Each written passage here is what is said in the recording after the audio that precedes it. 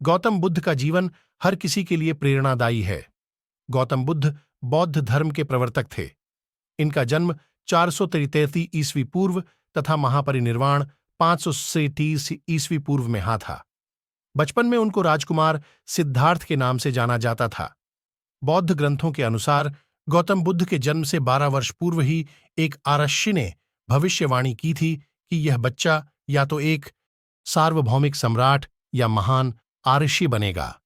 35 वर्ष की आयु में उन्हें ज्ञान की प्राप्ति हुई थी। वह संसार का मोह त्याग कर तपस्वी बन गए थे और परम ज्ञान की खोज में चले गए थे।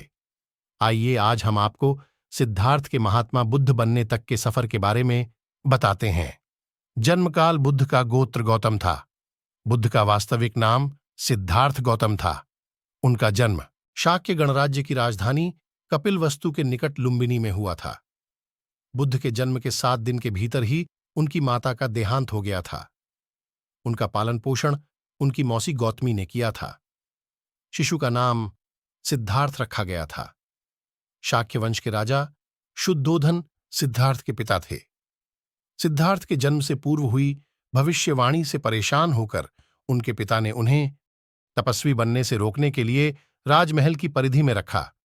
गौतम राजसी विलासिता में पले बढ़े, बाहरी दुनिया से आक्रांत, नृत्य करने वाली लड़कियों द्वारा मनोरंजन, ब्राह्मणों द्वारा निर्देशन और तीरंदाजी, तलवारबाजी, कुश्ती, तैराकी और दौड़ में प्रशिक्षित किए गए थे।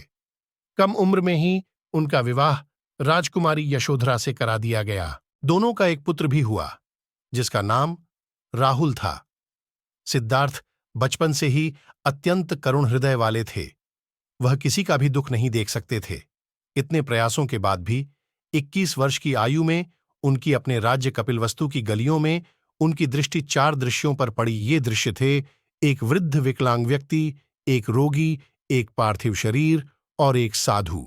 इन 4 दृश्यों को देखकर सिद्धार्थ समझ गए थे कि सबका जन्म होता है, सबको बुढ़ापा आता है, सबको बीमारी होती है और एक दिन सब मृत्यु को प्राप्त होते हैं।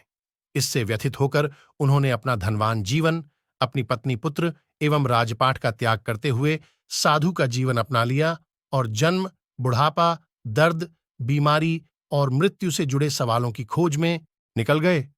सिद्धार्थ ने अपने प्रश्नों के उत्तर ढूंढने शुरू किए।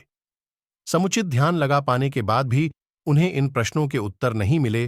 फिर उन्होंने तपस्या भी की, लेकिन अपने प्रश्नों के उत्तर नहीं मिले। इसके बाद कुछ और साथियों के साथ अधिक कठोर तपस्या प्रारंभ की। ऐसे करते हुए 6 वर्ष व्यतीत हो गए। भूख से व्याकुल मृत्यु के निकट पहुंचकर